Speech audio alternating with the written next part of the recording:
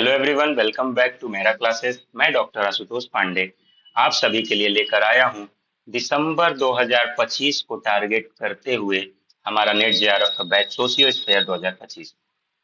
यहाँ पर हम सोशियोलॉजी के यूनिट 1 से लेकर यूनिट 10 तक आपको बेसिक से एडवांस तक पूरा पढ़ाने वाले हैं। अगर आप अपने दिसंबर 2025 के नेट जेआरएफ को क्रैक करना चाहते हैं तो आए हमारे बैच से जुड़ें और अपने नेट जेआरएफ के सपने को पूरा करें।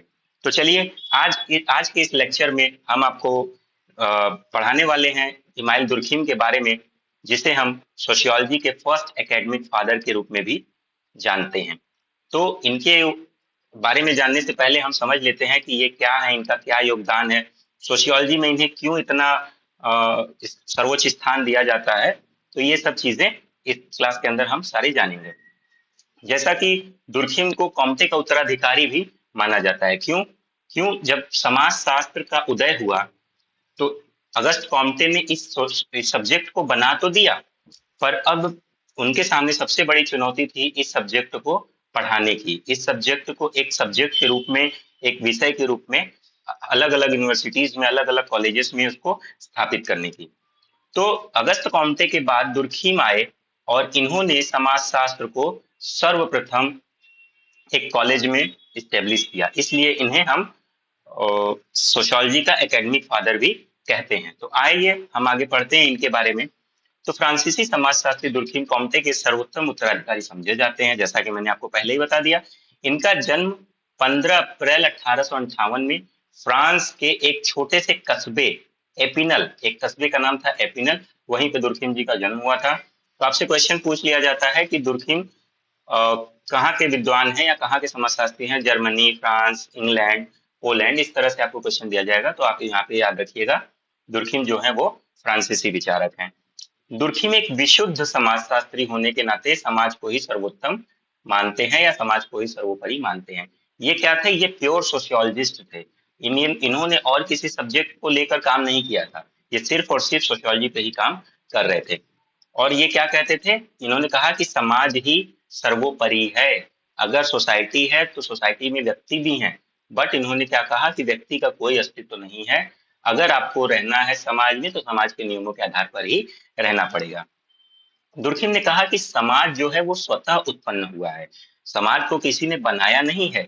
समाज जो है अपने आप डेवलप हुआ है धीरे धीरे लोगों के जुड़ने से, अर्थात समाज स्वतः स्फूर्त है।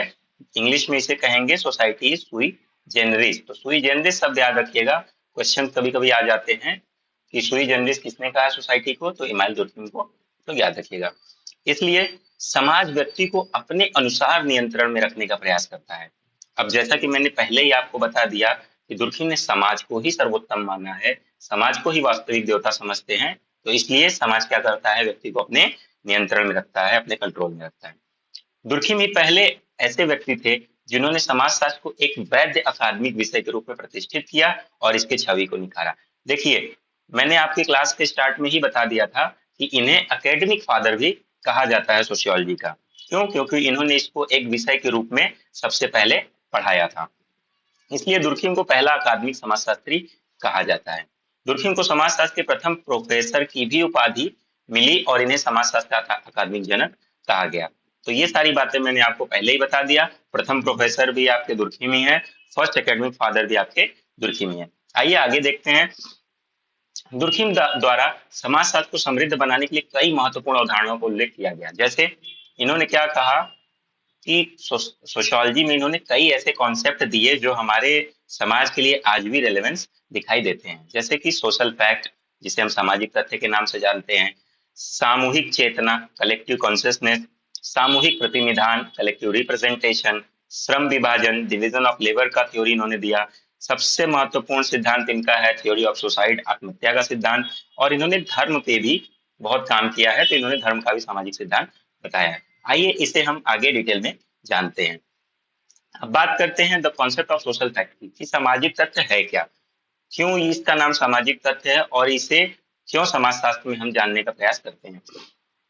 दुर्खिम ने सामाजिक तथ्य की अवधारणा सबसे पहले अपनी पुस्तक the rules of sociological method, जो कि 1895 में पब्लिश हुई थी, तो उन्होंने अपनी the rules of sociological method में सोशल फैक्ट की अवधारणा को बताया था। दुर्खिम ने समाजशास्त्र की वैज्ञानिक दृष्टि को जिस मूलभूत सिद्धांत पर आधारित रखा, वह सामाजिक तथ्यों की वस्तुपरक वास्तविकता है। ये क्या है? ऑब्जेक्टिव रियलिटी इसको बोलते हैं। अब सामाजिक तथ्य है क्या? तो सामाजिक तथ्य जो है वो क्या है? कार्य करने, सोचने या अनुभव करने का वह तरीका है जो किसी भी समाज में लगभग सामान्य रूप से होता है। तो सोशल फैक्ट क्या है कि way of feeling, way of thinking, है ना, एक्सपीरियंस, ये सारी चीजें जो होती है वो हमारी सोशल फैक्ट के अंदर आती है। दुर्खिम पूर्ण समाजशास्त्री थे, अतः वे समाजशास्त्र की विषय वस्तु समाज में प्रचलित विचारों, विश्वासों को ही मानते थे और उनको मूर्त रूप मानकर उनके अध्ययन करने पर बल देते थे कि सामाजिक तथ्य क्या है? हमारा कार्य करने, सोचने व अनुभव करने का तरीका है जिसमें व्यक्तिगत चेतना के बाहर भी अस्तित्व बनाए रखने की उल्लेखनीय विशेषता होती है। मतलब कि आपका जो इंडिविजुअल जो भी सोच है, इंडिविजुअल थिंकिंग है, आप उससे बाहर सोचेंगे, आप उससे परे सोचेंगे और अस्तित्व बनने रहती है। इसलिए क्या कहते हैं कि ये सामाजिक तथ्य की विशेषता होती है कि ये आपके व्यक्तिगत चेतना से बाहर भी अस्तित्व बना के रखती है। मतलब ये आपके सोच से परे होता है, आपसे बाहर होता है। आगे हम इसकी विशेषताएं भी देखेंगे तो वहां अच्छे से इसके बारे में जान लेंगे। फिर दुर्खिम ने सामाजिक तथ्यों का वस्तुओं की भांति प्रयोग किया है। सामाजिक तत्व वास्तविक है तथा व्यक्ति की इच्छा या चाह से मुक्त है। वे व्यक्तियों से बाहर है तथा उन पर दबाव डालने में समर्थ है। अब ये क्या कह रहे हैं? दुर्खिम कह रहे हैं कि सामाजिक तत्व जो है वो एक ऑब्जेक्ट की तरह है, वो एक वस्तु की तरह है और ये वास्तविक है और व्यक्ति की इच्छा या चाह से मुक्त है। मतलब आपकी इच्छा है या नहीं है कि हम सामाजिक तथ्यों को माने, ऐसा आप नहीं कर सकते, आपको मानना ही पड़ेगा। ये व्यक्तियों से बाहर होता है और उनपे दबाव डालता है। आप समाज में जाएंगे तो आप अपने मन से काम नहीं कर सकते हैं।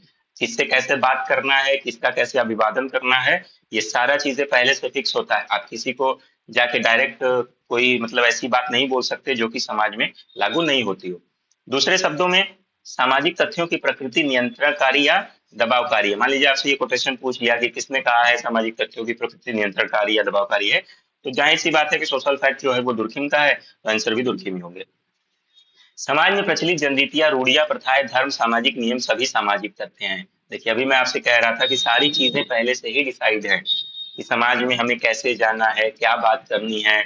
अगर कोई सामने से हमसे बात कर रहा है तो अगर मतलब अभिवादन कर रहा है तो हमें ऐसा नहीं कि उससे डांट के बात करनी है या उसे कुछ उल्टा सीधा बोलना, नहीं। वो जैसा रिस्पॉन्स करेगा हमें भी वैसा रिस्पॉन्स करना होगा। यही सामाजिक तथ्य है। इसी को हम सोशल फैक्ट कहते हैं और जो हमारे ऊपर कंट्रोल करता है। चलिए आगे बढ़ते हैं। अब क्या है? दुर्खिम ने सामाजिक तथ्यों को दो भागों में बांटा है। इसके दो प्रकार बताएं, कौन कौन से? पहला है नॉर्मल सोशल फैक्ट और दूसरा है असामान्य या व्याधिकी सामाजिक तथ्य, जिसे हम एबनॉर्मल या पैथोलॉजिकल सोशल फैक्ट कहते हैं। अब जो सामाजिक तथ्य है सामान्य वाला, इसमें क्या है कि जो भी व्यवस्था बनी है ये क्या करेगा? ये चलता रहेगा, इसको कोई रोकेगा नहीं, है ना। और जैसे मान लीजिए समाज में कोई भी चीज हो रही है, बातचीत हो रही है, नॉर्मल से लड़ाई झगड़े हैं या चोरी हो रही है, आत्महत्या हो रही है, तो दुर्खिम ने इसको भी कहा था कि ये सामाजिक तथ्य जो होते हैं ये सामान्य होते हैं। समाज में थोड़ा बहुत अपराध ये सब होना चाहिए। लेकिन दूसरा इन्होंने बताया कि जब असामाजिक तथ्य, असामान्य सामाजिक तथ्य जब अत्यधिक व्यापक हो जाए, जब ज्यादा बढ़ जाए, तो समाज का सामान्य जनजीवन ठप हो जाता है। तो ऐसे तथ्य को व्याधिकी सामाजिक तथ्य कहा जाता है जिसके रोकथाम या इलाज की आवश्यकता पड़ती है, जैसे अपराध या आत्महत्या। जैसे इन्होंने कहा कि जब थोड़ी थोड़ी चीजें हो रही है समाज में, थोड़ा बहुत भी डेवियंस आ रहा है तो वो समाज में नॉर्मल है। लेकिन अगर वो चीजें बढ़ जाएं, ज्यादा होने लगे, अब ज्यादा अपराध हो रहे हैं, ज्यादा आत्महत्या हो रही है, तो उसके पीछे के कारण को हमें ढूंढना होगा और उसको रोकने का उपाय भी करना होगा। एक तरह से वो पैथोलॉजिकल इसीलिए कहा गया है कि उसका इलाज करना बहुत जरूरी हो जाता है। अब बात करेंगे सामाजिक तथ्य की विशेषताओं की। तो सामाजिक तथ्य की विशेषताएं, जैसा मैंने कहा, ये व्यक्ति से बाह्य होता है, मतलब बाहर होता है। फिर ये बाध्यता भी रखता है, व्यक्ति को बांध के रखता है, नियंत्रण रखता है, स्वतंत्रता भी देता है, सामान्यता भी है और ये सार्वभौमिक होता है। बाह्यता, ये व्यक्ति से परे है, जैसे आप इसको देख नहीं सकते ना, इसको आप बांध सकते हैं, ये आपसे बाहर है, आपको मानना ही पड़ेगा। बाध्यता की बात जब हम करें तो ये क्या कह रहा है कि आप इसको छोड़ नहीं सकते या मानने से इनकार नहीं कर सकते, ये आपके ऊपर नियंत्रण करेगा और आप जिस चीज के नियंत्रण में रहते हैं एक तरह से आप उसमें बंध के रहते हैं। व्यक्ति को स्वतंत्रता भी देता है कि वो समाज में अपनी इच्छा के अनुसार जीवन जी सकता है, उसे फ्रीडम लिबर्टी भी दिया जाता है। सामान्यता होती है, मतलब ये सभी के ऊपर सामान्य रूप से लागू होता है। ऐसा नहीं कि कुछ व्यक्तियों के ऊपर कर दिया गया, कुछ को छोड़ दिया गया, तो ऐसा नहीं है। और सार्वभौमिकता, सार्वभौमिक का मतलब होता है कि ये प्रत्येक समाज में एक जैसी ही पाई जाती है। चलिए आगे बढ़ते हैं। इनका दूसरा जो थ्योरी हम लोग अभी देखे, वो सेकंड थ्योरी इनकी है सामूहिक प्रतिनिधित्व की अवधारणा, थ्योरी ऑफ कलेक्टिव रिप्रेजेंटेशन। अब ये क्या चीज है? थ्योरी ऑफ जो सामूहिक चेतना, एक इन्होंने बात बताई थी कि व्यक्ति का कलेक्टिव कॉन्शियसनेस भी एक चीज होता है जो एक समय पे सभी लोग एक जैसी सोच रखते हैं। अब इसमें हम बात करते हैं, यह एक प्रकार का सामूहिक चेतना ही है। जब सामूहिक चेतना की अभिव्यक्ति किसी प्रतीक या चिन्ह के रूप में होती है तो उन्हें ही सामूहिक प्रतिनिधान कहते हैं। इस प्रकार ये प्रतीक विचार, भावनाएं, धारणाएं आदि जो भी अधिकतर व्यक्तियों के द्वारा मान्य होते हैं, इस कारण वे सामूहिक रूप से सामाजिक जीवन के विभिन्न पक्षों का प्रतिनिधित्व करते हैं, जैसे हमारा राष्ट्रीय झंडा, तिरंगा। तो इन्होंने कहा कि जब सामूहिक चेतना, हमारी सबकी एक साथ सोच किसी प्रतीक या चिन्ह के रूप में, मतलब हमारा कोई भी सिंबल ऐसा होता है, जब वो उसका रूप ले ले और सभी लोग उसको मानने लगे। जैसे अगर हमारी नेशनल फ्लैग है, इंडिपेंडेंस डे को जब फहराया जाता है तो लोग क्या करते हैं, सभी लोगों के अंदर भावना ये आती है कि ये हमारे देश का झंडा है। किसी को ये बताने की आवश्यकता नहीं है कि आप इसको सैल्यूट करिए, आप इसके प्रति सम्मान रखिए, ऐसा नहीं है। आपको अपने आप ही इसके अंदर आ जाती है। फिर किसी अगर धर्म की बात करें तो ओम लिखा हुआ झंडा होता है, या फिर स्टार और चांद बने रहते हैं, सभी धर्मों के हैं, ठीक है, स्वास्तिक बना हो, क्रॉस बना हो, कुछ भी चीजें, ये क्या है, ये कलेक्टिव रिप्रेजेंटेशन है। रिप्रेजेंटेशन यानी उसको रिप्रेजेंट करना है ना। ओम बना है तो हिंदू धर्म को रिप्रेजेंट कर रहा है, चांद तारा बना है तो मुस्लिम या इस्लाम को प्रेजेंट कर रहे हैं, ठीक है, क्रॉस बना है तो ईसाई धर्म को या क्रिश्चियन को सपोर्ट कर रहे हैं। तो ये होता है प्रतिनिधित्व।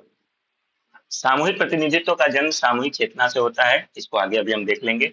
यह तो चेतनाओं की चेतना है, मतलब जो व्यक्ति की चेतना होती है उससे परे भी जो चेतना, जैसे मान लीजिए कि अगर आपके देश को कोई गाली दे रहा है या कोई नेशनल फ्लैग को जला रहा है, तो ये क्या आएगा, जो भी उस व्यक्ति को देखेगा उसके मन में विचार आएगा कि ये गलत कर रहा है, इसको सजा मिलनी चाहिए।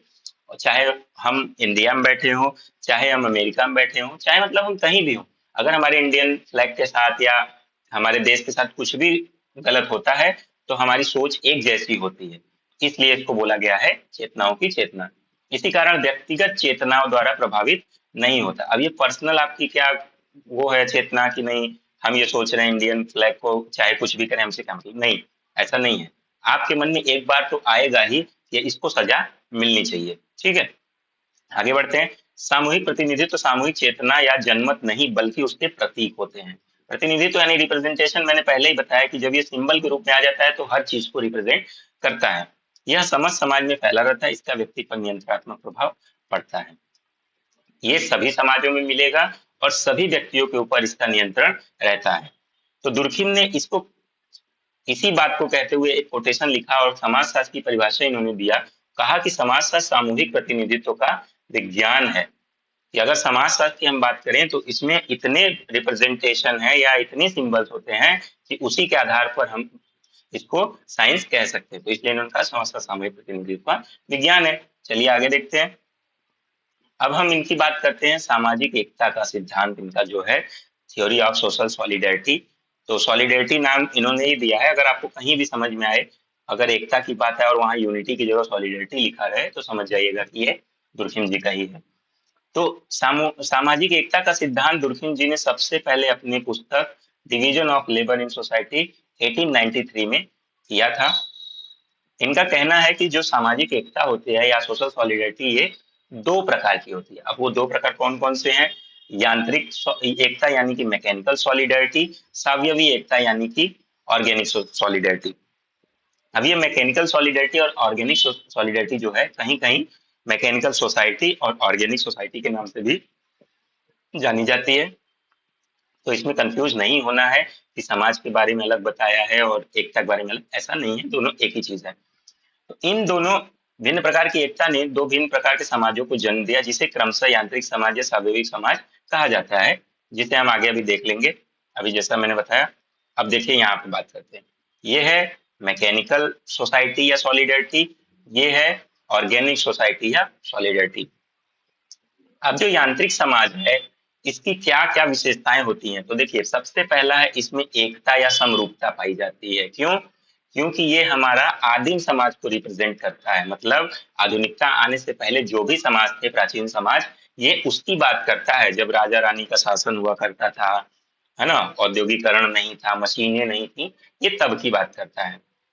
तो फिर दूसरा है सामूहिक चेतना या सामूहिक प्रतिनिधित्व का महत्व होता है। जैसा कि हमने कहा, कलेक्टिव कॉन्शियसनेस और कलेक्टिव रिप्रेजेंटेशन, इन दोनों का महत्व इसमें आपको दिखेगा। फिर जनमत परंपरा, धर्म या पूजा का सर्वाधिक महत्व होता था। यहाँ पर क्या थे कि हमारी परंपराओं को ज्यादा मान्यता दी जा रही है, धर्म को ज्यादा, पूजा पाठ को ज्यादा मानती। कुल मिला के यहाँ धर्म गुरुओं का ज्यादा महत्व होता था।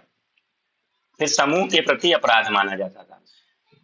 यांत्रिक समाज की एक विशेषता ये थी कि जो भी अपराध होते थे, ऐसा नहीं माना जाता था किसी व्यक्ति के साथ हुआ तो वो उसका पर्सनल अपराध है, नहीं, ये पूरे समाज के लिए माना जाता था कि अगर समाज में चोरी हुई है तो इसका मतलब है कि वो पूरे समाज के बारे में है ना। किसी का हत्या हुआ है तो वो पूरे समाज का माना जाता था और पूरा समाज मिलके उसे सजा देता था। आगे बात करेंगे। अभी देखिए, इसमें दमनकारी कानून पाया जाता है, रिप्रेसिव लॉ। जैसे मैंने बताया कि अगर समाज के प्रति पूरा अपराध माना गया, अब मान लीजिए किसी का हाथ टूट गया या किसी ने किसी का मर्डर कर दिया, तो पूरा समाज क्या करता था? आपने पुरानी फिल्मों में भी देखा होगा कि खून के बदले खून का बात होता है, आंख के बदले आंख फोड़ दो, हाथ के बदले हाथ काट दो, या बीच चौराहे पे खड़ा करके पूरा समाज उसको पत्थर मारता था, आग लगा देता था। ये क्या है? ये दमनकारी कानून है कि जो भी लोग गलती किए हैं उसका दमन कर दो, उसको खत्म कर दो, है ना। तो आंख के बदले आंख, खून का बदला खून वाली यहाँ पे बात चलती थी। समाज में एकता सामूहिक चेतना द्वारा स्थापित होती थी कि जो समाज की हमारी यूनिटी होती थी सोसाइटी की, वो क्या होती थी? कलेक्टिव कॉन्शियसनेस, मतलब लोग एक जैसा सोचते थे, इसलिए उन लोगों के बीच में एकता होती थी। अब अगर हम सावयवी समाज की बात करें तो सावयवी समाज उसी का जस्ट अपोजिट है। जैसे यहाँ पे एक रूपता या समरूपता पाई जा रही थी, तो इसमें विभिन्नता या विषमता पाई जाती है। ये हमारा मॉडर्न सोसाइटी है, आज का समाज है, आधुनिक समाज। जो जैसा कि आज अभी आप देख ही रहे होंगे कि सब लोग एक जैसे नहीं होते, सबके अलग अलग थॉट्स हैं, अलग अलग पहनावा है, तो इसलिए ये अलग हो गया। व्यक्तिगत चेतना व व्यक्तिवाद का महत्व आ गया यहाँ पे क्या था? सामूहिक चेतना। अब जरूरी नहीं है कि अगर बाहर किसी को मारा जा रहा है या किसी से गाली गलौज हो रहा है या किसी को कुछ भी प्रताड़ना दी जा रही, तो व्यक्ति क्या कहता है? हमसे क्या मतलब है, हम क्यों जाए उसमें पढ़ने, है ना। एक तरह से ब्लेज एटीट्यूड की बात आ जाती है कि जब मेरे पे होगा तो मैं देख लूंगा, मैं क्यों जाऊं। और वहां से व्यक्ति चुपचाप अपने घर में चला जाता है, भले सामने वाला वहां पे मर रहा हो। तो इसलिए व्यक्तिगत चेतना होती है और व्यक्तिवाद का महत्व हो जा रहा है। ठीक है। जनमत परंपरा, धर्म, पूजा का महत्व कम हो गया, न्यूनतम महत्व हो गया। आजकल के समाज में अगर कोई भी कहे कि ये धर्म मानो, ये पूजा करो, इस तरह की बात करो, ये परंपरा, तो क्या करते हैं कि नहीं, अब थोड़ा सा मॉडर्न समझने लगते हैं अपने आप को, साइंस की तरफ जाने लगते हैं, या उन सबको गलत कहते हैं कि नहीं, ये चीज ठीक नहीं है। तो क्या है, यहाँ पे उसका महत्व कम हो गया। और यहाँ पे जो अपराध होंगे वो व्यक्ति के विरुद्ध ही माने जाएंगे, कोई समाज के विरुद्ध नहीं माना जाएगा। किसी के घर में चोरी हुई तो फिर क्या करेंगे? 2 मिनट जाएंगे, शोक मनाएंगे उसके साथ, फिर क्या अब वो वही समझे, पुलिस के चक्कर लगाए, चाहे जो भी उसका नुकसान हो वो पूरा अपना ही भरपाई करेगा। अब समाज से उसे कोई मतलब नहीं है। यहाँ पे प्रतिकारी कानून माने जाते हैं। प्रतिकारी कानून यानी रेस्टिट्यूटिव लॉ। ये दोनों कानून ध्यान रखिएगा, यहीं पे कंफ्यूजन होती है। उसमें क्या था? दमनकारी कानून, अगर मारा है व्यक्ति, किसी की हत्या किया है तो अगले की भी हत्या होगी ही। पर यहाँ प्रतिकारी कानून है, अगर आज के समय में कोई किसी का मर्डर कर देता है तो उसको सजा के रूप में मर्डर करना या उसको मौत की सजा जल्दी नहीं मिलती। वो क्या करेगा? या तो फिर जुर्माना देगा, या तो फिर क्या करेगा, कुछ दिन की उसको सजा हो जाएगी, मान लीजिए 10 साल की सजा दे दी गई। तो ये क्या है? प्रतिकारी कानून है, यानी कि इसको क्षतिपूरक कानून बोलते हैं कि भाई जिसकी नुकसान हुई है उसको पैसे मिल जाए, या तो फिर कुछ दिन सजा काट के वो फिर बाहर आ जाएगा। अब यहाँ पे क्या है? समाज में अत्यधिक श्रम विभाजन। देखिए, सबसे अलग चीज यही है कि श्रम विभाजन और विशेषीकरण भी आ गया। यहाँ पे श्रम विभाजन नहीं था, यहाँ पे श्रम विभाजन है। श्रम विभाजन मतलब लोग एक दूसरे का हेल्प करने लगे। जैसे कि अगर कोई इंजीनियर है, कोई सब्जी वाला है, कोई मोची है, कोई दर्जी है, तो यहाँ सब एक दूसरे पे डिपेंडेंट हैं। ऐसा नहीं है कि ये दर्जी अपना सारा काम कर लेगा, ये सब्जी वाला अपना सारा काम कर लेगा, नहीं। पर इस समाज में होता था, एक राजा होता था तो वो अपना सारा काम खुद कर लेता था, एक नॉर्मल व्यक्ति होता था तो वो अपना सारा काम खुद कर लेता था। मतलब कि किसी भी चीज के लिए स्पेशल व्यक्ति नहीं होते थे, है ना, स्पेशलाइजेशन वाले। जैसे आज अगर आप हम डॉक्टर की बात करें तो पहले के डॉक्टर आंख भी चेक कर लेते थे, दांत भी देख लेते थे, हाँ, हार्ट का कोई प्रॉब्लम है तो वो भी देख लेते थे। बट इसमें क्या है कि आंख का डॉक्टर अलग है, हड्डियों का डॉक्टर अलग है, दांत का डॉक्टर अलग है, सर्जन अलग है, किडनी स्पेशलिस्ट, लीवर स्पेशलिस्ट, मतलब एक तरह से इस तरह की बात करते हैं, जितने भी अंग उतने स्पेशलिस्ट आज के समय में आ गए हैं। तो यहाँ पे दो तीन चीजें जो है अलग हुई इस समाज से, जैसे कि यहाँ पे अत्यधिक श्रम विभाजन आ गया, प्रतिकारी कानून आ गया, इंडिविजुअल को यहाँ पे माना गया अपराध अगर कुछ भी हुआ है तो, ठीक है, और वहां पे एक रूपता होती थी, सब एक जैसे ही होते थे, खान पीना, रहन सहन, सोचना, ये सब एक जैसा होता था। और साम्यवादी समाज में सबका सोच और रहन सहन, पहनावा, ये सब अलग हो गया। आइए आगे बढ़ते हैं। श्रम विभाजन का सिद्धांत अब हम इनकी पढ़ लेते हैं, अगला जो है। तो जो theory of division of labour था इनका, श्रम विभाजन, तो इसका मतलब होता है कार्यों का बंटवारा। सामाजिक श्रम विभाजन का जन्म दुर्खिम को माना जाता है। सामाजिक श्रम विभाजन यहाँ लिखा हुआ है, ध्यान रखिएगा। और अगर सिर्फ श्रम विभाजन आए तो हम एडम स्मिथ को मानेंगे, जो कि द वेल्थ ऑफ नेशन में बोले थे। दुर्खिम ने इनको यहीं से लिया। सामाजिक श्रम विभाजन जनक दुर्खिम को माने, इसका उल्लेख इन्होंने एडम स्मिथ के जो द वेल्थ ऑफ नेशन पुस्तक है उसमें हुआ था, तो इन्होंने वहां से उठाया। साथ ही दुर्खिम के श्रम विभाजन पर प्लेटो का भी प्रभाव पड़ा, प्लेटो एक दार्शनिक थे। दुर्खिम ने अपनी पुस्तक the division of labour in society जो 1893 में आई थी, इसमें क्या कहा कि श्रम विभाजन संबंधी विचारों का उल्लेख किया और कहें कि यह श्रम विभाजन ही है जो सावयवी समाज या औद्योगिक समाज की एकता को बनाए रखे हैं। जैसा कि हमने कहा कि जो यांत्रिक समाज होता था वहां पे सामूहिक चेतना जो होती थी उसके वजह से लोग एकता में रहते थे। पर सावयवी समाज में लोग जो है श्रम विभाजन के कारण एक दूसरे से एकता में रहने लगे। क्यों? क्योंकि जितनी जरूरत एक इंजीनियर की, नाई को है, सब्जी वाले को है ना, मैकेनिक को है, उतनी ही जरूरत इंजीनियर को भी इन तीनों की है। तो इन सबसे अगर वो संबंध खराब करके रखेगा, एकता में नहीं रहेगा, तो फिर क्या करेंगे, सब अलग अलग रहेंगे, कोई किसी का काम नहीं करेगा। तो इसीलिए इन्होंने कहा कि साम्यवादी समाज में एकता को बनाए रखने का काम इस श्रम विभाजन का ही है। दुर्खिम ने कहा कि श्रम विभाजन का प्रत्यक्ष संबंध जनसंख्या के घनत्व से है। जनसंख्या के घनत्व मतलब अगर इसको देखें तो इसका मतलब होता है कि 1 किलोमीटर के रेंज में कितने लोग रह रहे हैं, कितनी घनी आबादी है। शहरों में देखेंगे तो एकदम भरे भरे से रहते हैं, और गाँव में देखेंगे आप तो छिटके हुए रहते हैं दूर दूर, तो जनघनत्व वहाँ कम होता है। तो इसीलिए कह रहे हैं कि श्रम विभाजन का प्रत्यक्ष संबंध जनसंख्या घनत्व से है। अब ज्यादा जनसंख्या रहेगी तो उतना ज्यादा ही श्रम विभाजन होगा, ज्यादा से ज्यादा लोग एक दूसरे पे डिपेंडेंट रहेंगे, है ना, उतने ज्यादा लोग स्पेशलाइज्ड होंगे। तो ये बात आगे आती है। चलिए नेक्स्ट देखते हैं। अब सबसे ध्यान लगा के पढ़ने वाली बात है दुर्खिम के आत्महत्या के सिद्धांत को। सबसे महत्वपूर्ण टॉपिक अगर हम देखें इस क्लास का तो यही होने वाला है। दुर्खिम के अनुसार आत्महत्या शब्द का प्रयोग किसी भी मृत्यु के लिए किया जा सकता है जो कि स्वयं व्यक्ति के द्वारा की गई सकारात्मक या नकारात्मक क्रिया का प्रत्यक्ष व अप्रत्यक्ष परिणाम होता है। ये दुर्खिम का कहना है कि आत्महत्या जो है वो ऐसी किसी भी मृत्यु को कहा जा सकता है जो व्यक्ति स्वयं जब करता है, चाहे वो सकारात्मक हो चाहे नकारात्मक क्रिया हो, और उसका प्रत्यक्ष व अप्रत्यक्ष परिणाम दोनों ही पड़ता है। दुर्खिम ने अपनी पुस्तक द सुसाइड 1897 में पब्लिश हुई थी। इसी पुस्तक में इन्होंने आत्महत्या संबंधी सिद्धांत का प्रतिपादन किया। अगर क्वेश्चन आ जाए कि थ्योरी ऑफ सुसाइड किस बुक में लिखी गई है तो उस पुस्तक का नाम ही है द सुसाइड। ठीक है, आगे बढ़ते हैं।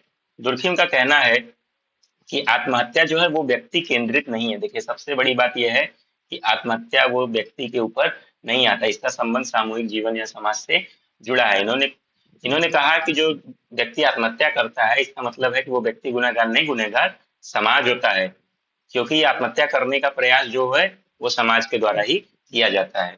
कैसे, आगे हम देखेंगे। दुर्खिम आत्महत्या के रूप में समाज और व्यक्ति के संबंध को देखते हैं तथा यह बताने का प्रयास करते हैं कि किस सीमा तक व्यक्तियों के व्यवहार को सामूहिकता निश्चित करती है, वहीं दूसरी ओर कहां तक समाज व्यक्ति पर इस दबाव का परिणाम आत्महत्या में देखता है। इस तरह आत्महत्या व्यक्ति और समाज के बीच संबंधों की दरार की अभिव्यक्ति है। जब व्यक्ति और समाज के बीच में दबाव कम हो जाता है या फिर संबंधों में दरार आ जाते हैं, मान लीजिए व्यक्ति यहाँ है, समाज यहाँ है, अब ये दोनों एक दूसरे से दूर हो गए, तो क्या होगा, व्यक्ति आत्महत्या की तरफ अग्रसर हो जाता है। इस प्रकार दुर्खिम निश्चित करते हैं कि आत्महत्या व्यक्तिगत घटना नहीं है, यह तो समाज द्वारा की गई व्यक्ति की मौत है, इसलिए हत्यारा कौन है? समाज है, व्यक्ति नहीं। मैंने पहले ही आपको बता दिया कि दुर्खिम ने कहा कि व्यक्ति जो भी सुसाइड कर रहा है इसका मतलब वह गुनहगार नहीं है, उसके सुसाइड करने के पीछे जो भी कारण है वो समाज के द्वारा की गई है। आइए आगे देखते हैं, आत्महत्या के प्रकारों की भी चर्चा कर लेंगे हम। तो दुर्खिम ने आत्महत्या के 4 प्रकारों का उल्लेख किया है, लेकिन हम लोग देखते हैं कि मुख्यतः 3 को ही प्रमुखता प्रदान की जाती है। लास्ट वाला जो है वो ज्यादा रिलेवेंस आपके समय में नहीं है, पर ये 4 प्रकार बताए हैं। तो पहला है इगोइस्टिक सुसाइड यानी कि अहमवादी आत्महत्या। दूसरा है परार्थवादी आत्महत्या यानी कि एल्ट्रुइस्टिक सुसाइड। तीसरा है विसंगति आत्महत्या यानी कि एनोमिक सुसाइड। चौथा है भाग्यवादी आत्महत्या यानी कि फैटलिस्टिक सुसाइड। अब बात करेंगे ये लो इंटीग्रेशन हाई इंटीग्रेशन क्या है। तो इन दोनों को हम क्या करेंगे, लगाव से देखेंगे कि समाज से लगाव कम या ज्यादा है, और ये दोनों जो है इसको हम दबाव से देखेंगे। ठीक है, आइए आगे पढ़ते हैं क्या है इसमें। अहमवादी आत्महत्या यानी कि इगोइस्टिक सुसाइड क्या है, इसको व्यक्तिवादी आत्महत्या भी कहा जाता है। ठीक है, व्यक्ति और समाज के संबंधों में इतनी दूरी हो जाती है कि व्यक्ति अपने आप को जिंदा रखना बेमतलब समझता है। अहमवादी व्यक्ति स्वाभिमानी होता है, जैसा कि पहले ही पता चला कि ईगो है अंदर, तो स्वाभिमान तो होगा ही। वह अपने को समाज से ऊपर मानता है, वह किसी तरह अपनी स्वार्थ पूर्ति चाहता है। स्वयं के अहम के प्रबल होने के कारण व्यक्ति समाज के साथ कदम मिलाकर नहीं चल पाता। परिणाम स्वरूप व्यक्ति का जीवन उपेक्षित व एकाकी हो जाता है।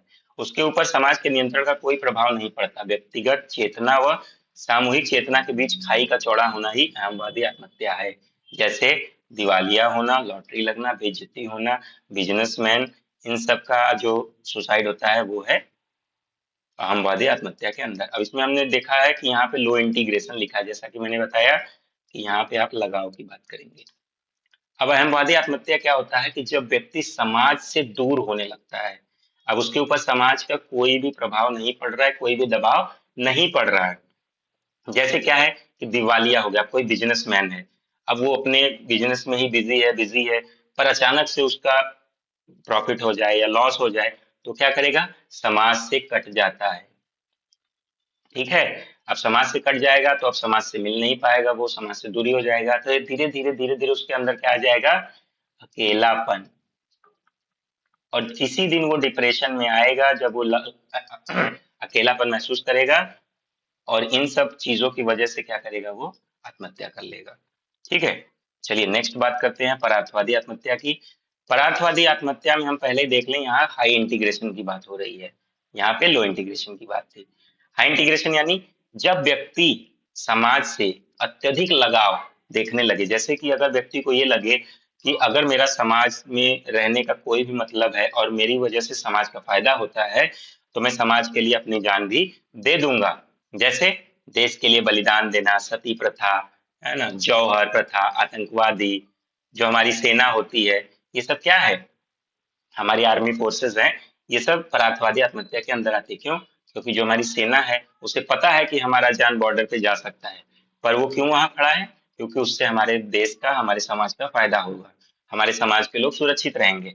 तो उसे लगता है कि अगर मेरी जान जाने से हमारा देश सुरक्षित रहता है, हमारे समाज के लोग सुरक्षित रहते हैं, तो मेरा जान देना कोई भी कम नहीं होना चाहिए। इसी प्रकार आतंकवादी लोग भी सोचते हैं कि हम मरेंगे तो हमें जन्नत मिलेगी, ऐसा ऐसा सोचते हैं। आप लोगों ने मूवीज में भी देखा होगा कि वो आके अपने आप को बम से उड़ा देंगे और उनको लगता है कि मेरे मर जाने से मेरे समाज का फायदा हो जाएगा, हाँ, कश्मीर हमें मिल जाएगा। तो ये सारी चीजें मूवीज में आपको ज्यादातर दिखाई देती है। तो ये फेटलिस्टिक सुसाइड के उदाहरण है। तो इसमें आप क्या करेंगे, एग्जाम्पल्स जरूर याद रखिएगा। तीसरा है विसंगति आत्महत्या यानी कि एनोमिक सुसाइड। ये क्या है, यह पूर्णतः सावयवी औद्योगिक या जटिल समाज की विशेषता है। आजकल के जो समाज में सुसाइड होते हैं वो विसंगति वाले ही होते हैं, एनोमिक होते हैं। ये क्या है, विसंगति की स्थिति के कारण घटित होने वाली आत्महत्याओं को ही विसंगति आत्महत्या कहते हैं। विसंगति की स्थिति समाज में एकाएक कोई क्रांतिकारी परिवर्तन हो जाने से उत्पन्न हो जाता है। ठीक है, और इस प्रकार एकाएक परिवर्तन के फलस्वरूप उत्पन्न परिस्थितियों के कारण जो है लोग अपना अनुकूलन करने में असफल रहते हैं और उनके व्यवहार में आदर्श शून्यता की बात आती है और अस्वाभाविकता पनप जाती है। तो हम क्या करते हैं, आत्महत्या को प्रेरित हो जाते हैं। जैसे यहाँ पे देखिए आदर्श शून्यता और अस्वाभाविकता की बात आई। जैसे अभी कोविड आया था, आप लोगों ने देखा होगा कि अचानक समाज में इतने परिवर्तन हुए, अचानक से फैक्ट्रीज बंद हो गई, स्कूल्स बंद हो गए, लोगों का बाहर जाना बंद हो गया, तो इसमें कई लोगों ने सुसाइड किया। उस समय सुसाइड के केस बहुत ज्यादा बढ़े हैं, और उस टाइम जो भी सुसाइड हुए वो एनामिक सुसाइड के अंदर ही आएंगे। ठीक है जी। तो जैसा हमने देखा कि विसंगति आत्महत्या जो है औद्योगिक या जटिल समाज की विशेषता के रूप में है ये, और यहाँ पे आदर्श शून्यता यानी कि नॉर्मलेसनेस की बात पाई जाती है। हमने स्टार्टिंग में ही बताया था आपको कि इसमें रेगुलेशन की बात होती है, दबाव की। जब व्यक्ति के ऊपर समाज का दबाव न्यूनतम या फिर एकदम खत्म हो जाता है, तब व्यक्ति क्या करता है, आत्महत्या की तरफ अग्रसर हो जाता है। मतलब इसको हम आगे देख लेते, कैसे समझ पाएंगे।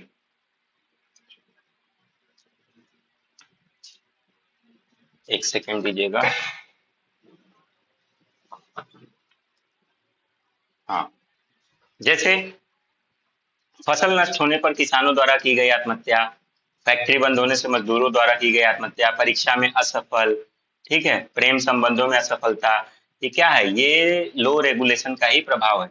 जब किसान अपने फसल के लिए लोन लेता है, कर्ज लेता है, और उसके फसल बर्बाद हो जाते हैं, तब उसके ऊपर क्या होता है, तुरंत, क्योंकि अचानक से स्थिति परिवर्तित हुई है, उसको लग रहा था कि हम लोन लिए, हमारी फसल अच्छी होगी, हम लोन भी चुका लेंगे, अपना घर भी चला लेंगे, पर फसल नष्ट हुआ। अचानक से परिवर्तन आया और उसका दिमाग एकदम शून्य हो गया, है ना। अब उसका विवेक काम नहीं कर रहा है, आदर्श उसके शून्य हो गए, इसीलिए क्या करेगा वो, अब सुसाइड कर लेता है। फिर फैक्ट्री बंद हो गया, मजदूर के नौकरी चली गई, अब उसे अचानक समझ नहीं आ रहा है कि मैं कहाँ जाऊं, तो वो भी सुसाइड कर लेगा। परीक्षा में असफल व्यक्ति है कि बच्चे पढ़ रहे हैं लेकिन नेट नहीं निकल रहा है, कुछ लोग होते हैं हाई स्कूल के एग्जाम में देखेंगे कि छोटे बच्चों द्वारा ज्यादातर आत्महत्याएं की जाती हैं, तो वहां पर क्या है कि अचानक उनके ये रहा कि अब परिवर्तन हुआ और परीक्षा में असफल हो गए, बेइज्जती का डर, उनके ऊपर अब कोई भी किसी भी तरह का जो है आदर्श लागू नहीं हो रहा है, इसलिए वो सुसाइड करेंगे। और सबसे ज्यादा प्रेम संबंधों में जो आत्महत्याएं होती हैं कि प्रेम जो है हमारा विफल हो गया, या किसी प्रेमी प्रेमिका का विवाह नहीं हो पाया और किसी और से हो गया, तो वहां भी सुसाइड के केसेस देखे जाते हैं, तो ये भी हमारे एनॉमिक सुसाइड के अंदर ही आया जाएगा। तो इसलिए इसमें समाज के द्वारा लो रेगुलेशन पाई जाती है। ठीक है। अब जो विसंगति है या एनॉमी की बात है, दुर्खिम ने अपनी जो एनॉमी की अवधारणा है, देखिए एनॉमिक सुसाइड एक अलग होता है और एनॉमी की अवधारणा अलग होता है, ये ध्यान रखिएगा। तो एनॉमी की अवधारणा जो है वो दुर्खिम ने the division of labour in society में दिया था। क्वेश्चन वहां पे देगा कि एनॉमी या विसंगति की अवधारणा दुर्खिम सर्वप्रथम किस पुस्तक में दी थी, वहां आपको सुसाइड पुस्तक को भी लिखेगा, तो आप डिवीजन ऑफ लेबर को ध्यान रखिएगा। सुसाइड में एनॉमिक सुसाइड के बारे में बताया था, ठीक है, तो ये एनॉमी की जगह एनॉमिक हो जाएगा, ये ध्यान रखिएगा। दुर्खिम के शब्दों में विसंगति जो है आदर्शहीनता की एक अवस्था है, स्वाभाविकता का अभाव है, नियमों का निलंबन है, जो भी नियम है उसको हम नकार दिए। एक ऐसी स्थिति है जिसे कि अक्सर हम नियम विहीनता, नॉर्मलेसनेस या फिर आदर्श शून्यता कहते हैं। ठीक है। अब विसंगति उत्पन्न होने के कारण क्या क्या है, ये भी देखेंगे कि समाज में विसंगति क्यों आती है। तो सामूहिक शक्ति अथवा सामाजिक नियंत्रण के भंग हो जाने पर, अब समाज में जो नियंत्रण है, अब व्यक्ति के ऊपर से नियंत्रण खत्म हो गया, तो क्या करेगा, वो भी संगति की तरफ जाएगा, एनोमिक हो जाएगा। अचानक महत्वपूर्ण तकनीकी में परिवर्तन होने से, जैसा कि मैंने कहा कोरोना कोरोना आया, अचानक से सारी चीजें बदल गई, तो वहां पे भी ये बात आई। एकाएक कोई बड़ी अवनति या फिर उन्नति होने पर, अचानक से समाज में मान लीजिए कि मंदी आ गई, महंगाई अचानक से बढ़ गई, युद्ध हो गए, तो क्या करते हैं लोग, एकदम परेशान हो जाते हैं, तो वो विसंगति के रास्ते पे चल जाते हैं। दुर्खिम का कहना है कि आदर्श शून्यता समाज में अनिवार्य रूप से पाई जाती है, सिर्फ इसकी मात्रा में अंतर होता है। आदर्श शून्यता जो है प्रत्येक समाज में पाई जाती है, बस इसके थोड़े थोड़े जो है क्वांटिटी में चेंजेस आते रहते हैं। यह समाज की व्याधिकी अवस्था है, जैसा कि हमने देखा है ना आगे, नॉर्मल सोशल फैक्ट और पैथोलॉजिकल सोशल फैक्ट आपको पढ़ा है, तो ये क्या है, ये पैथोलॉजिकल है ना, कि इसका हमें इलाज करना जरूरी है। अपराध समाज का अनिवार्य हिस्सा है, लेकिन अत्यधिक अपराध व्याधि की अवस्था है। उसी प्रकार समाज के अधिसंख्य सदस्य जब सामाजिक नियमों का उल्लंघन करने लगे, तो यह आदर्श विहीनता है, इसलिए इसे पैथोलॉजिकल भी कहा गया है। आगे बढ़ते हैं। अब दुर्खिम के एक अन्य सिद्धांत, धर्म के सिद्धांत की भी बात हम अगर करें, तो देखिए ये भी उनका बहुत महत्वपूर्ण टॉपिक है। तो दुर्खिम द्वारा सन 1912 में, देखिए पुस्तक और उसके सन को जरूर याद रखिए, आपसे क्वेश्चन में इसी तरह के पूछे जाते हैं, और साथ ही साथ किस पुस्तक में कौन सी टॉपिक को दिया है उन्होंने, किस कॉन्सेप्ट को दिया है, ये भी आपको याद रखना बहुत जरूरी है, क्योंकि नेट का जो आजकल का नेचर है वो इसी तरह के क्वेश्चंस को पूछ रहा है। The elementary forms of religious life नामक पुस्तक में धर्म के समाजशास्त्री सिद्धांत की व्याख्या की गई। धर्म संबंधी सिद्धांत के अंतर्गत धर्म के संबंध में प्रचलित धारणा जीववाद या प्रकृतिवाद है, एनिमिज्म या फिर नेचरिज्म की आलोचना करते हैं और धर्म के समाजशास्त्री विश्लेषण पर जोर देते हैं। ठीक है, इन्होंने कहा कि धर्म जो है वो समाजशास्त्री है या सामाजिक है। दुर्खिम समाज में जो वस्तुएं विद्यमान है उसे दो भागों में विभाजित करते हैं। जैसे कि इन्होंने कहा कि हमारे समाज में दो प्रकार की चीजें पाई जाती हैं, एक है कौन सी, सेक्रेड यानी कि पवित्र, और दूसरा है अपवित्र, प्रोफेन। दुर्खिम पवित्र वस्तुओं में विश्वास और कर्मकांड को ही धर्म कहते हैं। अब इन्होंने कहा कि समाज में जो भी चीजें पवित्र हैं वही धर्म है, और बाकी जो चीजें अपवित्र हैं या जिसे हम यूज नहीं करते वो क्या है, धर्म नहीं है। ध्यान देने योग्य बात यह है कि सामूहिक चेतना, विश्वास और संवेग की व्याख्या है। विचार ही विश्वास में परिवर्तित होते हैं और विश्वासों को व्यक्त करने के तरीके को ही कर्मकांड कहते हैं, अर्थात कर्मकांड एक क्रिया है। ये क्या कह रहे हैं कि जो हमारी सामूहिक चेतना है वो विश्वास व संवेग की व्याख्या है। क्यों? क्योंकि सामूहिक चेतना क्या कहते हैं, सभी लोग एक चीज में विश्वास जब करते हैं तो एक जैसा सोच रखते हैं, तो उसी की व्याख्या है। और विचार क्या करते हैं, ये विश्वास में परिवर्तित हो जाते हैं। जब हमारे विचार लगातार लगातार लगातार चलते रहते हैं तो ये क्या करते हैं, एक विश्वास का रूप धारण कर लेते हैं, और विश्वासों को ही व्यक्त करने के तरीके को हम कर्मकांड कहते हैं। जैसे अगर हम कोई पूजा कर रहे हैं, पूजा पाठ कर रहे हैं, तो हम क्या करते हैं, एक विश्वास है ना कि हम ये पूजा करेंगे तो हमारे ये भगवान खुश हो जाएंगे, हमारी ये जो समस्या है वो हल हो जाएगी। तो उसके लिए हम क्या करते हैं, कोई कोई रिचुअल करते हैं ना, कोई कर्मकांड करेंगे, पूजा करा लेंगे, कथा सुन लेंगे, है ना, रामचरितमानस का पाठ करा लेंगे, मतलब कई सारी चीजें होती हैं। और इसी कर्मकांड को हम क्रिया भी कहते हैं। ये रिचुअल क्या है, ये एक्शन होता है। ठीक है, जैसे धार्मिक तीज त्योहार पर हमारे विश्वास की अभिव्यक्ति होते हैं, इसलिए इन्हें हम कर्मकांड कहते हैं। विश्वास व कर्मकांड सामूहिक चेतना को बनाए रखते हैं। दुर्खिम विश्वास और व्यवहारों की एक स्वतंत्र व्यवस्था को धर्म कहते हैं।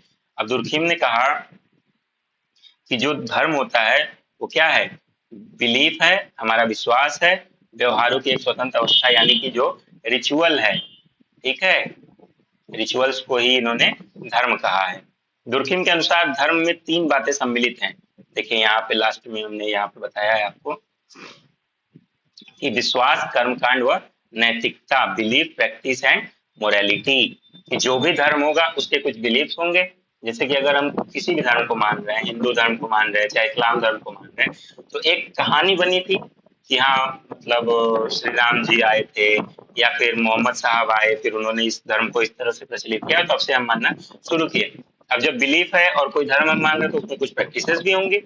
प्रैक्टिसेस जैसे कि अगर हम कोई पूजा पाठ करेंगे, जैसे हिंदू हैं तो मंदिर में जाते हैं, इस्लाम है तो वो मस्जिद में जाते हैं, क्रिश्चियन है तो चर्च में जाते हैं ना, सिख है तो वो फिर गुरुद्वारे में जाते हैं। तो ये क्या है, ये कर्मकांड है, प्रैक्टिसेस है, ताकि हमें पता चलता है कि ये किस धर्म से जुड़े हुए हैं। और तीसरा है मोरालिटी, सभी धर्म की अपनी एक नैतिकता होती है। ये बात जान लीजिए कि किस धर्म में क्या पाप है, किस धर्म में क्या पुण्य है ना। किसी धर्म का अगर कोई चीज किसी धर्म में माना जाता है तो वो किसी दूसरे धर्म में देखेंगे तो उसको अवैध माना जाता है, उसको नहीं मानते। तो इसलिए नैतिकता भी बहुत जरूरी है। आगे बढ़ते हैं। दुर्खिम के अनुसार धर्म पवित्र वस्तुओं से संबंधित विश्वासों, आचरणों की वह व्यवस्था है जो इन पर विश्वास करने वाले लोगों की एक नैतिक समुदाय में संयुक्त होती है। जैसा कि हमने कहा ना कि धर्म वाली चीजें जो भी हैं वो पवित्र हैं। अब इन्होंने पवित्र और अपवित्र की जो अवधारणा दी, जैसे मान लीजिए कि कोई नारियल आप लाए पूजा के लिए, तो वो जब तक पूजा में आप नहीं चढ़ाएंगे उसके लिए एक मन में एक पवित्रता की भावना होती है ना, कि इसको कोई गंदे हाथ से टच ना करे, इसको किसी गलत जगह पे ना रखा जाए। और अगर एक नॉर्मल नारियल रोज खाने के लिए लाइए आप, तो उसको आप कहीं भी रख देंगे, किसी भी टोकरी में रख के छोड़ देंगे, कोई उस तरह की भावना आपकी नहीं रहेगी कि इसे पवित्र रखा जाए। पूजा की थाली होती है वो कितना पवित्र माना जाता है। गाय का गोबर अगर रोड पे पड़ा है तो हम उसे अपवित्र उस समय तक मानते हैं, पर अगर वही गोबर हम जब पूजा करने के लिए लेकर आते हैं तो उसे हम कितने पवित्रता से और मन में एक आस्था के साथ रखते हैं। तो दुर्खिम ने कहा कि जो व्यक्ति विश्वास करता है जिस चीजों पे और अगर उसे पवित्र मानता है तो वो सभी चीजें धर्म है। अगर वो अपवित्र है, अपवित्र मतलब ये नहीं कि छूने योग्य नहीं, जैसे अगर आप खाना खा रहे हैं, खाने खाने की थाली है तो वो अपवित्र की श्रेणी में आता है, वो पूजा उससे नहीं कर सकते, है ना। तो अपवित्र से आप लोग ये मत समझिएगा कि कोई भी चीज ऐसा ना हो कि जो छूने योग्य ना हो। ठीक है, आगे बढ़ते हैं कि दुर्खिम ने ऑस्ट्रेलिया के अरुणता जनजाति जो है इसमें जो विद्यमान टोटम होता है ना। अब पूछा जाता है क्वेश्चन कि दुर्खिम ने धर्म का सिद्धांत जो लाया वो कहाँ से माना है। तो दुर्खिम ने ऑस्ट्रेलिया की जो अरुणता जनजाति है इनसे धर्म की उत्पत्ति माना है। क्यों? क्योंकि अरुणता जनजाति के लोग एक टोटम मानते थे। ठीक है, अब ये टोटम क्या होती है? टोटम वही है जो सभी लोग विश्वास करते हैं और आपस में संयुक्त होते हैं। इस प्रकार एक धर्म को मानने वाले लोग भी संयुक्त होते हैं। जैसे जो भी अरुणता जनजाति के लोग हैं ये क्या करते हैं, एक टोटम को मानते हैं। अब ये टोटम कोई पेड़ हो सकता है, कोई पहाड़ हो सकता है, कोई नदी हो सकती है, मतलब कोई भी एक ऐसा चिन्ह या सिंबल या वस्तु जिसको सभी लोग एक आध्यात्मिक रूप से माने। मान लीजिए एक नीम का पेड़ है ना। इसी पेड़ को सभी लोग क्या किए कि मानने लगे कि इस पेड़ को कोई नहीं काटेगा, इसमें पूजा करेगा, इसमें हमारे पूर्वज रहते हैं, इसमें हमारे देवी देवता रहते हैं। तो क्या करेंगे, सभी लोग मिलजुल के इस पेड़ का संरक्षण करेंगे और इसको किसी भी प्रकार का नुकसान नहीं हो और इसके लिए एकदम पवित्रता की भावना, अध्यात्म की भावना रहेगी। ठीक है, तो टोटम का मतलब कि कोई ऐसी वस्तु, ऐसा चिन्ह जिसे हम पूजा पाठ के आधार पर देख सकते हैं। टोटम से संबंधित कुछ अवधारणाएं हैं जिसे हम टोटमवाद कहते हैं। जैसे जो कई लोग जब मिल जाते हैं और एक जैसे टोटम को फॉलो करने लगते हैं तो वो क्या बन जाता है, टोटमवाद। वाद मतलब जब बहुत सारे लोग किसी चीज को मानने लगे और एक नियम के रूप में बन जाए तो उसे हम वाद लगा देते हैं, तो ये टोटमवाद कहा जाता है। टोटम शब्द का सर्वप्रथम प्रयोग जो था वो जे लोंग ने किया था। एक जे लोंग नाम के व्यक्ति थे, इन्होंने कहा टोटम को सबसे पहले बताया था। फिर जेएफ मैकलिलन ने टोटम को आत्महत्या का अवशेष बताया। कहा कि जो आत्महत्या है और आत्महत्या की चीजें जो बनती हैं वो हम टोटम से भी देख सकते हैं। फ्रेजर ने टोटम को प्रजनन की धारणा से जोड़ते हुए कहा कि टोटम वहां पाया गया जहां जंगली लोगों में गर्भधारण में पुरुष भूमिका के बारे में जानकारी नहीं थी। मतलब इनका कहना है कि जब लेडीज, जो भी जनजाति की लेडीज होती थी जो अपना गर्भ धारण करती थी तो उसमें पुरुष की भूमिका नहीं मानी जाती थी। मतलब ऐसा नहीं था कि कोई पुरुष वहां पे उन्हें गर्भ धारण में सहायता किया हो, नहीं, वो इस टोटम को ही मानते थे कि पूर्वज आए थे या कोई ऐसी दैवी शक्ति है जिसके थ्रू वो गर्भ धारण कर ली है। हॉकिंस ने टोटमवाद की उत्पत्ति के लिए आर्थिक कारणों को उत्तरदायी माना। टोटमवाद की उत्पत्ति का आर्थिक कारण मतलब कि उससे उनका जो दैनिक जीवन था वो चलता था, है ना, उनके पैसे का काम होता था, उनकी गरीबी दूर होती थी, इसलिए इन्होंने कहा कि टोटमवाद जो है वो आर्थिक कारणों से बना हुआ है। अब महत्वपूर्ण कथन कुछ देख लेते हैं हम। तो हमने पहले ही बताया कि दुर्खिम ने समाज को देवता कहा है, ठीक है, सोसाइटी ही गॉड है। और फिर इन्होंने कहा कि स्वर्ग का साम्राज्य एक महिमान महिमान्वित समाज है। दुर्खिम धर्म को पवित्र तथा जादू व विज्ञान को अपवित्र मानते हैं, है ना। देखिए, धर्म क्या है, पवित्र है। जादू क्या है, जादू करना और साइंस की चीजें। साइंस में क्या होता है, इलेक्ट्रिकल चीजें होती हैं, पार्ट्स होते हैं, उससे हम क्या है कि धर्म की दृष्टि से नहीं देखते या पवित्रता की दृष्टि से नहीं देखते। इसलिए कह रहे हैं कि धर्म की चीजें जो है बस वही पवित्र हैं, जादू विज्ञान अपवित्र हैं। आगे देखेंगे, धर्म आत्महत्या को प्रभावित भी करता है। दुर्खिम का कहना है कि जैसा धर्म होता है वहां के व्यक्तियों की सोच उसी तरह की होती है, उस समाज में आत्महत्या का दर भी उसी तरह से देखा जाता है। फिर मेलिनोस्की जो हैं, एक मेलिनोस्की नाम के थिंकर हैं, इन्होंने कहा कि धर्म और जादू पवित्र है और विज्ञान अपवित्र है। देखिए, दुर्खिम कह रहे हैं कि सिर्फ धर्म पवित्र है, जादू विज्ञान अपवित्र है। मेलिनोस्की कह रहे हैं कि धर्म और जादू पवित्र है, विज्ञान अपवित्र है। कि जादू भी जब हम करते हैं तो दो प्रकार के जादू होते हैं, एक सफेद जादू, एक काला जादू। ठीक है, ये आगे हम जब और भी थिंकर्स पढ़ेंगे मेलिनोस्की को तो वहां बताएंगे। सफेद जादू यानी कि किसी को नुकसान नहीं पहुंचाना, जैसे दुकान पे नींबू मिर्ची टांग देना, किसी को नजर लग गई है तो नजर उतारना, ये सारी चीजें। और काला जादू नुकसान पहुंचाने के लिए की जाती है, जैसे ओझा लाना, ठीक है, वो गुड़िया बना के सुई चुभाते हैं, किसी की जान ले लेना, किसी को परेशान करना, ये सब काला जादू में आते हैं, वशीकरण वगैरह। फिर दुर्खिम ने कहा कि समाज सामूहिक प्रतिनिधानों का विज्ञान है, sociology is the science of collective representation. Starting में ही मैंने इस क्लास के बारे में बता दिया था। तो उम्मीद है कि यहाँ तक आप लोगों को सब चीज समझ में आया होगा। बाकी जो भी चीजें इसमें छूट गई हैं या और भी जो इससे महत्वपूर्ण विचारक जुड़े हुए हैं उनको हम आगे की क्लास में भी देखेंगे। अब अंत में हम देख लेंगे दुर्खिम की जो पुस्तकें हैं, ये पूरे क्रम में देखना है और इसका सन आपको जरूर याद रखना है। ठीक है, क्योंकि क्वेश्चन दे देता है आपको, दुर्खिम की 4 किताबें दे देगा और बोलेगा प्रथम से लेके अंत तक इसको लाइन से लगाइए। तो इनकी सबसे पहली पुस्तक है the division of labour in society, जो कि 1893 में प्रकाशित हुई थी। दूसरी पुस्तक है the rules of sociological method, ये 1895 में आई थी। तीसरी है द सुसाइड, जो 1897 में आई थी। चौथी the elementary forms of religious life, 1912। अगला है एजुकेशन एंड सोशलॉजी, ये 1922 में आया है। फिर सोशियोलॉजी एंड फिलोसफी 1924, और अंतिम पुस्तक इनकी है द मोरल एजुकेशन, 1925 में आई थी। इन सब किताबों के अंदर क्या क्या कॉन्सेप्ट दिए थे मैंने पीछे बता दिया है कि यहाँ पे एनॉमी, डिवीजन ऑफ लेबर, इस तरह की बात किए हैं। रूल्स ऑफ सोशोलॉजिकल मेथड में इन्होंने सारे सिद्धांत की बात की है, कलेक्टिव कॉन्शियसनेस, कलेक्टिव रिप्रेजेंटेशन, ये सारी। सोसाइटी के अंदर इन्होंने सोसाइटी थ्योरी दिया है, पूरा बताया है। एलिमेंट्री फॉर्म्स में ऑस्ट्रेलिया के अरुणता जनजाति से मानते हैं, टोटम की बात की है। एजुकेशन एंड सोसाइटी में इन्होंने शिक्षा के बारे में बताया है, मोरल एजुकेशन के बारे में बताया है, बाकी बाकी देख लीजिए। तो 1 से लेके 4 तक ये जो किताब है ये बहुत जरूरी है, इस पे ज्यादा आप ध्यान दीजिएगा। तो उम्मीद है आपको सारी चीजें समझ में आई होंगी, और अगर इसमें से कोई भी समस्या आपको आती है तो आप हमें कमेंट करके बता सकते हैं, दिए गए नंबर पे कॉल कर सकते हैं, हमसे आप किसी भी समय जुड़ सकते हैं। अब मैं बात करता हूँ कि हमारा जो ये कोर्स चल रहा है सोशियो स्फेयर, 21 जुलाई से ये तो कंटिन्यू हो जाएगा। बाकी इसकी फीस की हम बात कर लें तो अभी ये आपको 40% डिस्काउंट ऑफर में चल रहा है, जो कि सिर्फ 4999 में आपको मिल जाएगा। और अगर आप ये ऑफर देखेंगे तो ये ऑफर आपका 31 जुलाई 2025 तक ही मान्य है। इस 31 जुलाई के बाद 1 अगस्त से अगर आप देखेंगे ये कोर्स लेंगे तो ये 8199 का हो जाएगा। इसलिए मेरा ये कहना है कि आप फटाफट इस कोर्स में एनरोल करिए। आप अपने दिसंबर 2025 के बैच को टारगेट करते हुए अपना नेट जेआरएफ को क्वालिफाई कीजिए, और हमारे साथ साथ ही अपने कोर्स में चलिए ताकि आपको बैकलॉग ना पड़े, आपके ऊपर बर्डन ना आए, और जो भी कंफ्यूजन हो आप हमसे बराबर पूछते चलिए। ठीक है, साथ ही आप आपकी जो भी क्लासेस होंगी वो गूगल प्ले से स्टोर से डाउनलोड कर लीजिएगा। मेहरा क्लासेस ऑफिशियल नाम का ऐप है हमारा, इसी पे आपकी लाइव क्लासेस होंगी। हमारा यूट्यूब चैनल है मेहरा क्लासेस ऑफिशियल, इसमें आपको सारी जानकारी क्लास से रिलेटेड, एक्स्ट्रा करंट अफेयर्स या जो भी नॉलेज होंगी, वैकेंसीज, ये सारी नॉलेज आपको यहाँ दी जाएंगी। साथ ही आप हमें इन सभी प्लेटफॉर्म पे भी फॉलो कर सकते हैं, जहाँ पे आपको तरह तरह की जानकारी दी जाएगी। इन सभी के बाद अगर आपको कोर्स से रिलेटेड, क्लास से रिलेटेड कोई भी डाउट है तो आप हमें किसी भी टाइम इस नंबर पे कॉल कर सकती हैं। ठीक है, तो देर मत करिए, हमारा सोशियो स्फेयर 2025 का बैच ज्वाइन कीजिए।